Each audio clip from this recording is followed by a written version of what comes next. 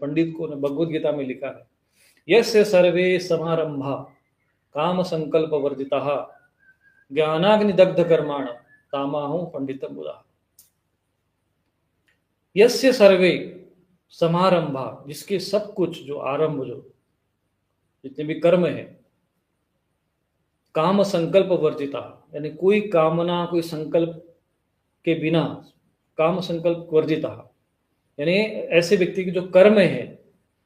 जो किसी प्रकार के कामना वासनाओं से प्रेरित होकर न होकर सहज भाव से होते, इसलिए सहज कहते हैं ना, साधु भाई सहज समाधि को, सहज कर्म करते, ज्ञानाग्नि दग्ध कर्माण,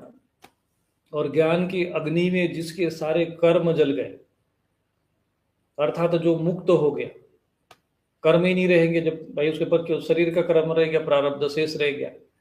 पर जो संचित कर्म जो जिसके भस्म हो गए, और प्रारब्ध भी कई दोष मिट जाते हैं, ऐसा नहीं कि प्रारब्ध कर्म भी नष्ट हो जाते हैं, शरीर शुद्ध हो जाता है, शरीर निरोगी हो जाता है।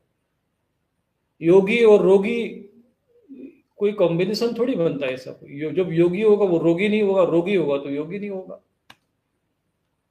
जिसका आहार विहार शुद्ध होगा, योगो भवति दुःखः, उसका जो है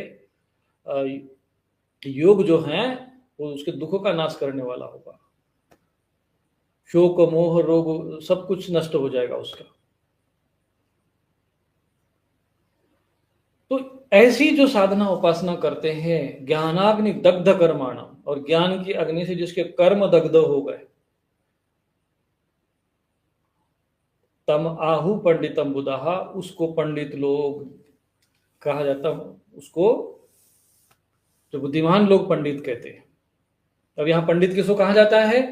बोले जो महाराज घंटी बजाता हो, मंदिर में आरती करा रहा हो, बोले वो पंडित जी वो है। समाज में इतनी अशास्त्रीय और अधार्मिक चीजें हैं कि भगवत गीता जैसे धर्म ग्रंथ कूड़ेदान में लोगों ने डाल दी है। कोई झांकना पसंद नहीं करता, कोई पढ़ना पसंद नहीं करता है, जबकि तुम्हारे सारे प्रश्नों का उत्तर भगवत गीता में।